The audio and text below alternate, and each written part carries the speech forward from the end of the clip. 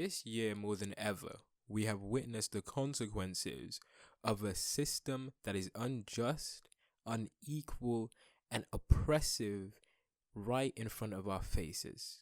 It has been impossible to get away from the consequences of this system and these oppressive forces and see their impact all around us, directly involving every single one of us and implicating all of us into a system of oppression and injustice that goes towards the heart of every single person living in our nation and across the globe. And it's very, very important that a lot of us take the time to be self-respective, to have that moment of introspection, and to look towards what we can do directly around us to support those in the struggle against the capitalistic, bourgeois, oppressive global forces that are breaking down the world that we live in and making it unlivable day by day. Yet we should also be well aware of the limitations of this introspection, this limitations of this self-reflection and this individualistic outlook on our world, whether that is within our own communities or whether that is our own nation or our own continent perhaps. Injustice does not end at a border. Rather, it continues to bleed across the world and affects those who are forgotten a lot more than we may give credence. That's why it's important today more than ever to understand the struggle that our Indian brothers and sisters are going through against the fascistic, tyrannical government that is Modi's Indian government. We have to understand the importance of this. And today I ask for a moment that we extend our support, our fight and our struggle towards those who we may forget. And it is important that we continue to understand that the same devices, the same ploys, the same acts that political forces use within our countries are mirrored in countries that we may not give credence to. And to also recognize that injustice anywhere is an injustice everywhere. Welcome to the left-wing propaganda machine. It is your host, producer, extraordinaire philosopher and political commentator, Mohammed Hassan. As usual, I'm here to give you another topic, another issue, another thought, or many thoughts to delve into today. And today is an important one. And what I usually try to do with any sort of political sort of issues or products of our time that are currently going on, to try and look at the bigger picture surrounding them and what we can do. But today is definitely focused on the Indian protest and what is going on. These have been happening for the past couple of weeks. I believe they started last week or the week before from the time of recording this. And I have been, of course, not quick to kind of cover these things because I was very busy with examination and university stuff. As usual, this time of year is very, very kind of filled with all of those things. But I also wanted to take time to sort of research and delve more into the issues surrounding that, the actual legal implications and the judicial forces that the government are using and the actual legislation they're putting forward. So it took me a bit more research and some more time, but I have come forward with this episode for this week. And also thank you quickly to all of the people who have been sending me amazingly motivational messages. I have been reading them. I've been trying to respond to as many of them as possible as I can. I might not get it straight away because sometimes your messages goes into my DM requests area in my social media. And essentially that means that I don't get to see the notification straight away unless I go into my messages, but I will eventually one day see them and get back to you. So thank you for anyone who sent me a message. I really appreciate it. But today, what is the focus? The focus is, as I said, on India and our solidarity with the Indian farmers going on, and also a sort of more of a message to those people who live in countries like America, like Europe, like countries like Europe, like the UK, any kind of country that is sort of industrialized and we would say more forward or richer or these sort of quote unquote first world countries.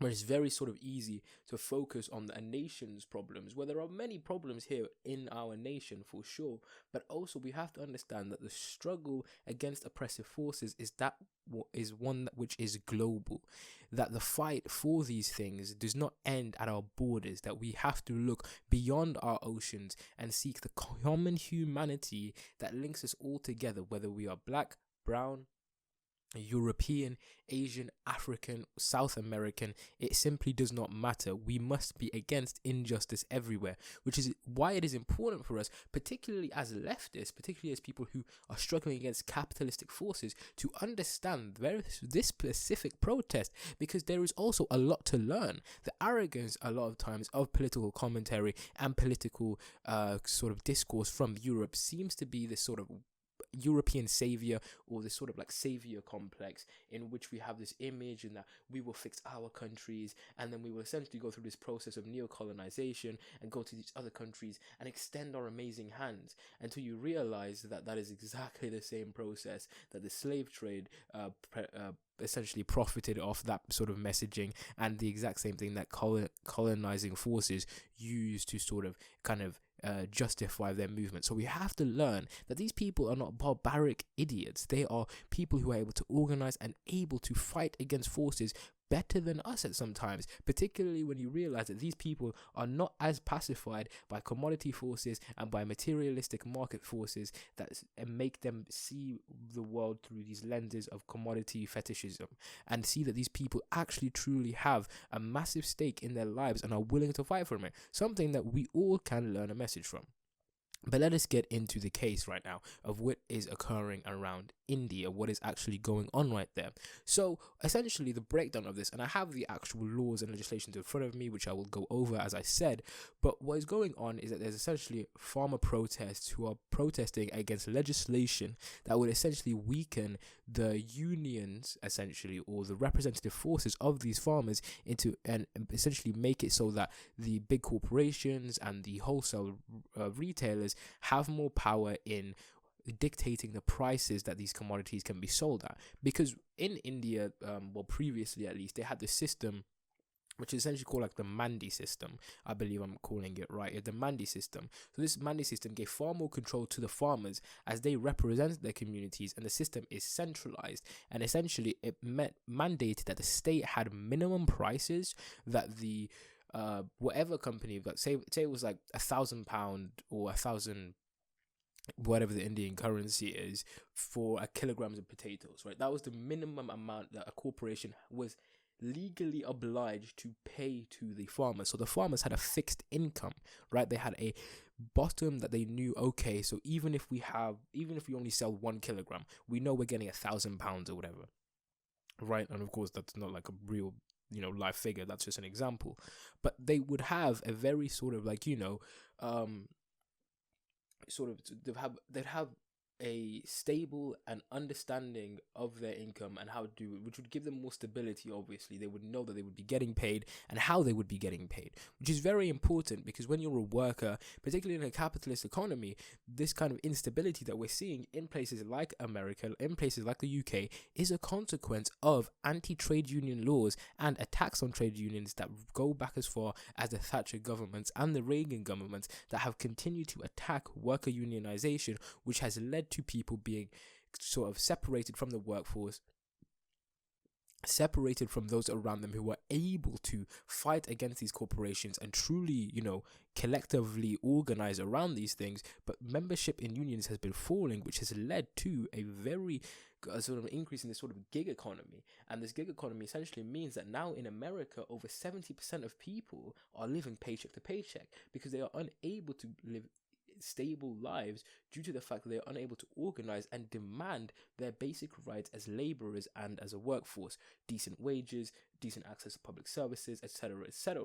So what the corporations want to do, and what Modi's government of course wants to do, is they don't want that happening, because when a government is legally obliged to protect the labor forces, when a government is legally obliged to ensure that the labor forces within the country are protected, it means that there is democratic force in that sense. Even if it is a representative government where there is not direct action available, these people are representatives that are elected, right? They have to some sense, be accountable towards the people. And even in that sort of shaky pseudo-democratic form, which most representative governments kind of represent and kind of act out in, because they're not particularly democratic even in this sort of facade of liberal democracy, there is still sort of force there through the ability to pass legislation, through the ability to go to the voting booth and use the ballot boxes to actually ensure that, hey, if farmers wanted to support a certain member of government and wish their government or their establishment or their executive to be pushed in, they were able to do that because it was democratically viable for them to do so, which is a massive threat to corporations, because everybody knows that corporations are authoritarian, tyrannical systems, right? They don't care about the laborers, they don't care about any democratic process, they simply care about a bottom line, they simply care about maximizing their margins, which means that any sort of democratization of the economy, any sort of democratization of the market is a massive threat to them, because once the workers have more power, which is what socialists and communists are like, and people on the left wing generally want to occur, it means that they lose profit, and it means that the surplus labor and the value from that, the surplus value, that the labor of these workers is generating is diverted more towards the laborers and rather into the pockets of the big fat cats at the top of the boardrooms. And this legislation that Modi is putting forward is Thatcheristic in its nature and is direct class warfare, because it is preventing that democratization from occurring. It is preventing a system that was already, riddled with corruption, riddled with, lack of sort of agency and power. I mean, these farmers aren't living prosperous lives, right? They are riddled with immense amount of economic insecurity already, to already put those people who are dealing with economic hardship, economic toil, and massive amounts of suicide, right? There was a man who committed suicide only 2 days ago, I saw on the news, during these protests, because they are unable to live off of their own produce. They're unable to live off of the work that they provide to these corporations, to the nation. I mean, these are people who are creating the spices, who are farming the potatoes, who are farming the rice that is exported from India. I mean, India is known for its culinary sort of culture, for its ability to export that culture across the world. And these farmers are responsible for that, because it is their labor that allows the Indian government to have such ties with businesses and corporations here in the UK, for example. I mean, the effects of colonization have had a direct link from India and Britain in essentially ensuring that the Indian trades and the Indian farmers are able to go to Britain at such prices. But of course, the corporations don't care about the laborers. They don't actually care about the people. And how do we know this? Mohammed, what is the actual legislation behind this? And we'll get straight into that right now. So the actual legislation being produced, there are 3 acts, or there are more to say, there are 2 acts, and there are 3 sort of areas that are the focus of this, right? So the 2 acts are the Farmers Produce Trade and Commerce Promotion and Facilitation Act of 2020 and the Essential Commodities Amendment Act of 2020. So if we go into the first part, so the first part of the Farmers Produce Trade and Commerce Act of 2020 that we would want to focus on is essentially the part where it says that it expands the scope of trade areas, and this is the words that I got exactly from a Wikipedia article, I believe, but they took it from the legislative piece as well. So what it says is, these are the 3 bullet points that we are first going to focus on. So it expands the scope of trade areas of farmers' produce from select areas to any place of production, collection, and aggregation. It allows electronic trading and e-commerce of scheduled farmers' produce, and prohibits state governments from levying any market fee, cess, or levy on farmers, traders, and electronic trading platforms for trade of farmers' produce conducted in an outside trade area. So essentially what this means is, the third bullet point is the most important: prohibits state governments from levying any market fee, essentially abolishing the previously upheld Mandi system, which dictated that certain prices must be met for the selling and trading of produce. And it essentially means that these predatory market forces and big corporations are let loose on the farmers, giving them far more power to determine what they want to pay, which will most assuredly, just look at the damage that has been done to the mining towns, right?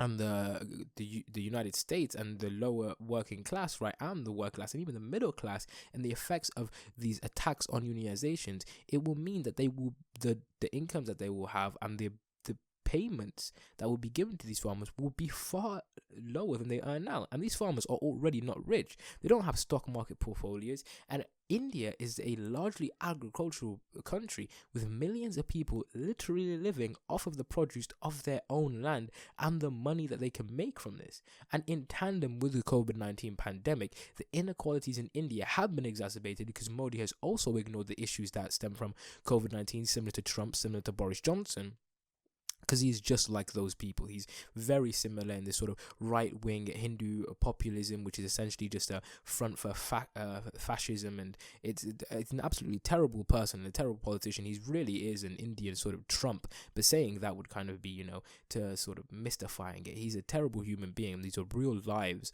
that are being affected by it. And they're being exacerbated by the fact that this government is essentially saying, we're no longer going to protect you. Because that's exactly what Thatcher did, right? Thatcher and Reagan said, the government is no longer going to protect these people. That is what deregulation is.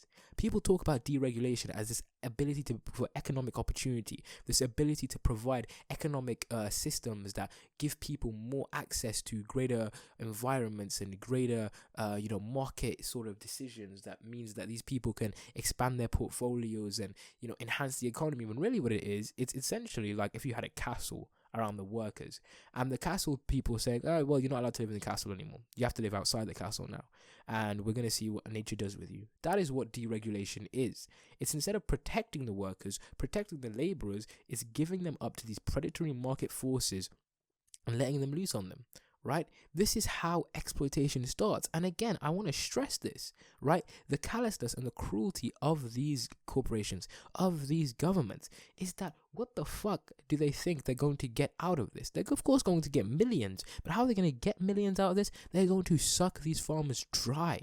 These farmers aren't rich. Sorry, pardon my, I speak very quickly. Sometimes I get words wrong. But these farmers aren't rich, right? These farmers, as I said, don't have stock portfolios. But those people who do have stock portfolios really just want to suck every single penny they can get out of these people. It is a purely economic incentive to do such a thing, right? They just want to increase their margins. They just want to raise the bottom line because these people have no care or absolutely no incentive, right, in a purely profit-driven economy to care for these people, right? I mean, it's absolutely despicable. It is absolutely just pure evil, and it is purely the epitome of capitalism, what is going on right now. They don't want any protections for these farmers that are already not making enough. But if we carry on with the legislation, right? The Farmers Empowerment and Protections Agreement on Pride Assurances and Farm Services Act of 2020. Oh, pardon me, it is 3 different acts. This is a different one to the Produce Trade and Commerce Act. Essentially, it says it provides a legal framework for farmers to enter into pre-arranged contract with buyers, including mention of pricing, and it defines a dispute resolution mechanism, right? I wrote this out here in my notes. This is legal exploitation at its finest. Not only are the laws themselves predatory and take massive amounts of power from these already weak farmers and these already poor farmers, but it is a clear threat to democratic legitimacy. But there is literally a legal framework, as it says in the legislation, for the predatory corporations to have a direct path into breaking down the labor force into nothing but another element of their stock portfolios to show to investors to make more money for themselves. There is a legal framework for these people to go into pre-arranged contracts. Everyone here should understand what a contract is. When you go into a contract, it is essentially a legal bargain, right? I'll give you this, you'll give me that. Here is it in a legal document so that we can ensure that if one side doesn't fulfill or meet the criteria or the standards or whatever, then we can take legal action against you, right? So it's a bargain. And when you're bargaining or when you're having trade deals with somebody like Brexit, that's a whole other video, you want to be on at least either an advantage or on an equal level playing field, right? You don't want to be at a disadvantage. Now, this legislation here puts farmers instantly at a disadvantage because what are the what are the choices here now? See, the previous choices were whatever happens, right, in our negotiations with the wholesale retail marketers, with the electronic trading companies, or with the big corporations, is that if we don't like the negotiations that they're putting forward to us, we can go to our Mandi representatives, right? The Mandi system is here to sort of protect us in a sense, even though it's been cut.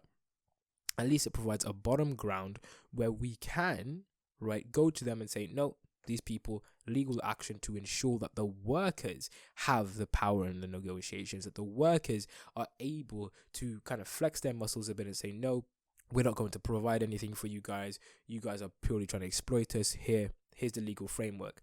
But now the entire legal framework is kind of flipped. Because instead of the workers having the power, instead of the workers having the legitimate legal framework to sort of, protect their income, protect their produce, now the corporations do. But why do corporations need sort of the government on the side with them? You see, this is the irony of this, because what a lot of people say, this is less government, this is less, the shackles of government bureaucracy. No, this is more government. But this is more government for them. This is more government for the corporations. That's, when Bernie Sanders' kind of statement, it's socialism for the rich, and it's capitalism and corporatism and dirty dog eats dog sort of world for the poor. And that's exactly what it is, because what these regulations, right, they are regulations. They're called deregulations, or they're regulations on workers. They tell workers what they can and cannot do. Oh, no, you don't have any power because of this legislation. You can't democratically organize. We don't want you to do that. And in fact, we're going to make it illegal for you to do so. We're going to make it so that these corporations can legally undermine you. Reducing these restrictions means that these workers are subject to private policy and boardroom executive decisions, saying we're no longer protecting you. And it also makes the political sphere far worse for the poor, because governments that represent them, that are supposed to represent them, no longer have power in that section. There is no reason, right? In politics, there is absolutely no reason, right, or incentive to prioritize or to put forward legislation for people that don't have any power or any authority over the economy, or over whether you whether you stay in power or not. And that is exactly what they're doing. It tyrannicides, it makes the economy a tyranny, right? It makes it a dictatorship of the rich, where the powers of the farmers don't become a matter of public policy that are negotiated via, to at least some extent. Yes, okay, India is corrupt for sure. I'm not defending Indian democracy here. In fact, you find me barely defending British democracy or any democracy, right? But rather, it is now at the mercy. They are rather now at the mercy of authoritarian corporations who don't care about these people. They don't. They simply don't care about these people. They don't want to boost the local economy. It's bullshit, right? It's fun bullshit. Like, let's not listen to these people. Let's not entertain their lies, their absolute tomfoolery, and their absolute ass, right? I'm trying to be a bit nice. I'm trying to swear less, right? Or I would just say it's fucking bullshit, which sounds a bit nicer actually. I might stick to swearing. But they will loosen the rules around the sale, pricing, and storage of farm produce, deregulation, not to help the local economy, so that they can make more money. It's always been about money to these people, because their money is their power, and they want to get as much of it as possible. This system has no place, absolutely no place for humanity, absolutely no place for kindness and dignity of workers, because that is essentially what they're making a massive middle finger to, and saying, fuck the workers, fuck your rights, fuck your humanity. We're going to make a corrupt system even more corrupt, right? The Mandi system gave Indian farmers in Punjab, right, because in the north of India, because that's particularly where it was sort of centralized around, where it was used the most, because it's very largely agricultural there. I mean, India is going through a process of industrialization right now, but a lot, I think around over 30% of people in India, I mean, this country is literally like, there's a billion fucking people in it, right? Like, literally, that's not even an exaggeration. 1 billion people live in India, right? These people are they live off the agriculture, right? They live off of an agricultural sort of economy. These are how the villages there sort of live off. These aren't the big cities, right, in the southeast or the southwest of India, right, on the coast. These are these farming villages, these farming towns that live off of this produce. And they need these things, right? And they just want to let loose these corporations. They want to deregulate it. And the Mandi system, which gave far more control to the farmers, right, and represented them to the best way that they possibly could, is no longer there. There's no longer a centralization, right?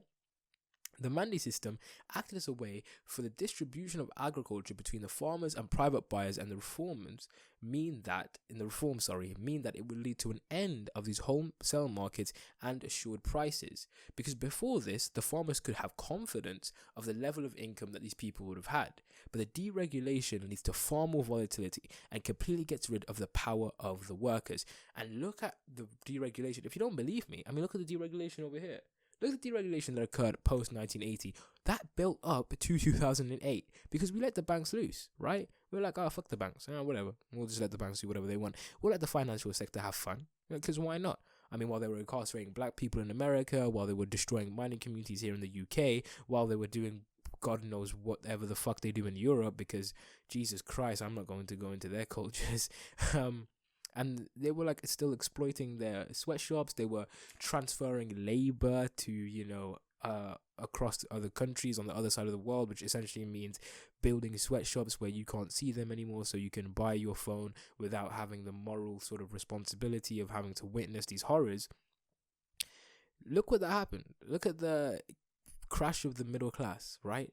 Look at the falling of unions. Look at the fact that people no longer have that stability in their life. That even though it was not perfect, the social democracies of the post-war period sort of provided.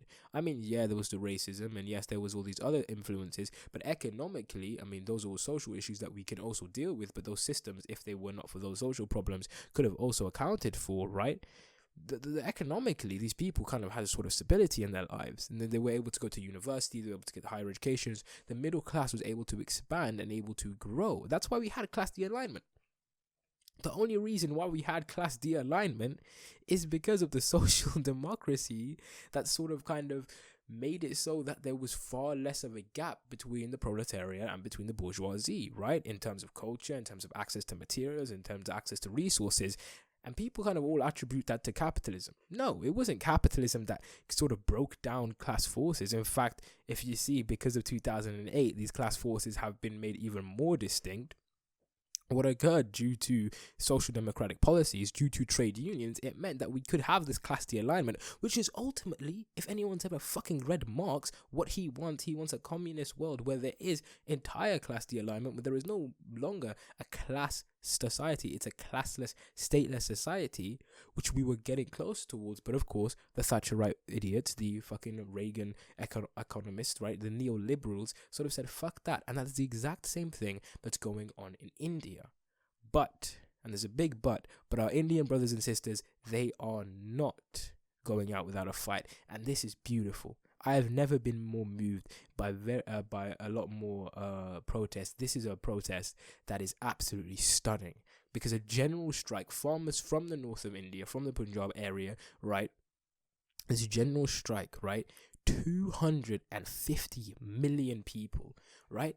If it were a country, the strike alone, right, this protest alone, it would be the 8th most populated in the world. It is a task of monumental occasion put forward by these trade unions and these farmer unions working together. This is worker solidarity and a proletariat movement against capitalist forces at its finest, right?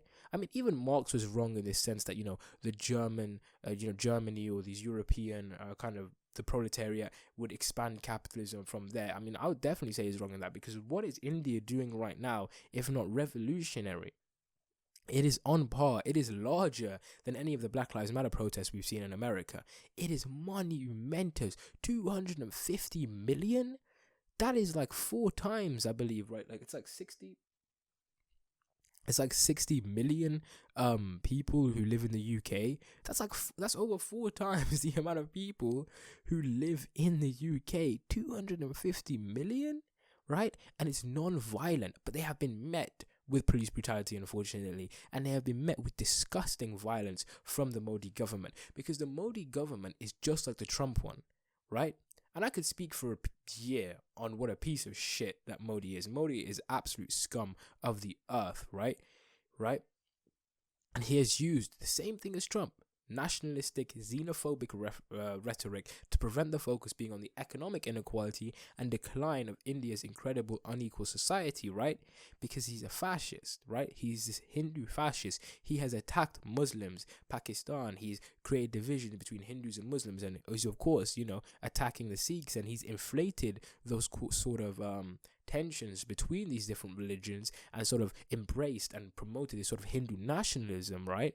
In order to attack people, in order to prevent people from unionizing, to see over this bullshit. But what the protesters, what the unions, what the trade representatives are showing us is that there is a way to ignore this bullshit. And it is bullshit, right? There's a way to ignore it and work together, because 250 million fucking people coming out for India, goddamn, that is amazing.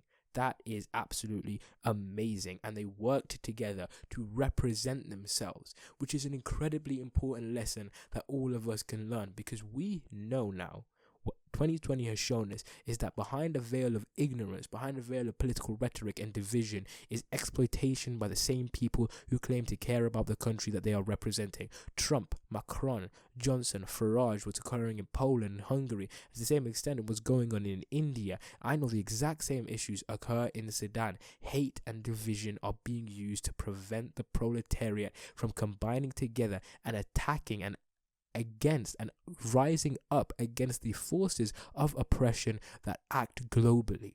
If there's anything we can learn with India, it's not only solidarity with our brothers and sisters over there to ensure that their support is met, but look at it. The media is ignoring them. The media doesn't want us to know what they can do, because they know exactly what kind of impact that will have on us. If we can see that India, and again, not to shit on India, but India isn't this technologically advanced world. It's not this communist utopia. It is riddled with inequality. It's riddled with a caste system that has led to massive social problems, right? And divisions that are absolutely brutal and ruthless, right? But if there is anything we can learn from it, is if that our Indian brothers and sisters can stand up against the bullshit, so can anyone. It is beautiful to see these Indian workers and these Indian protesters or farmers go against these people, because that is exactly what we needed to see in 2020. This is not a negative thing. This is a beautiful thing, and we need to stand in solidarity with them and fight with them as well, because the ignorance and exploitation, right? Pardon me, the ignorance that covers the exploitation, the ignorance that covers the exploitation, the ignorance being the hate and division, the racism, the sexism, right? The classism, right? The stereotypes and the bullshit that we all face are the exact same things that are being used over there to prevent us from seeing how the economic forces of our society can be fairer, can be more just, and we can fight against them. And this is a lesson to be learned for everybody here, which is why we have to fight against racism, which is why we have to fight against sexism and the patriarchy, but which is also why we have to fight against Eurocentrism, where we have to focus on not only our nations, not only on these first world quote unquote nations. We also need to fight against oppression that is occurring across the world, even if it is on the other side, which is why worker solidarity, right? Marx said it, right? Workers of the world, unite. You have nothing to lose but your chains. Okay? We have nothing to lose but our chains.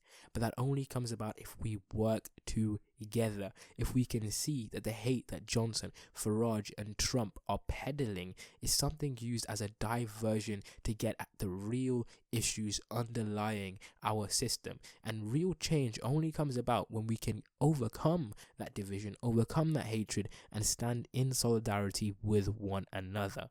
It's incredibly important that we learn from these protests and we support these protests.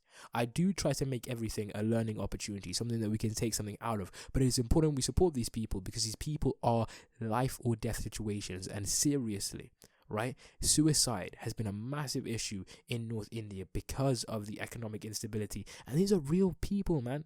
These are Indians who live just like we do, who are people our age, who are people who eat, drink, sleep, have sex, love, and learn just like we do. And they are human beings that we need to support. We need to stand with our Indian brothers and sisters, and we need to support them, and we need to share this message, because the media is not representing it, but we will represent them. If their fucking government doesn't want to talk about it, we will, and we will share this, and we will ensure that everybody gets to hear exactly what they need to. The bullshit needs to be uncovered. We need to overcome it, but we need to stand with our Indian brothers and sisters and hopefully fight against them. And that is why I stand in solidarity with India and will try to, as much as I can, educate myself around the topic and ensure that I am helping spread the message of the exploitation and the oppression that our Indian brothers and sisters and the farmers and workers over there are going through. Because as I said, injustice anywhere is an injustice everywhere. Thank you very much to listening to this week or month or whatever fucking time period I upload podcasts at. And remember, the lessons from this one are a particularly important one. I hope you have learned something. I hope you enjoyed this episode. Like, comment, subscribe, do all that amazing stuff. I don't really care. Just take the lessons learned from this. Stand in solidarity with India and stand in solidarity with your brothers and sisters, no matter what race, color, country, or fight they are fighting. We are all fighting a common fight because there is a common humanity that underlies all of us. Thank you for listening. It's been a pleasure to speak to you. I'm Mohammed Hassan, and that is a left-wing propaganda machine.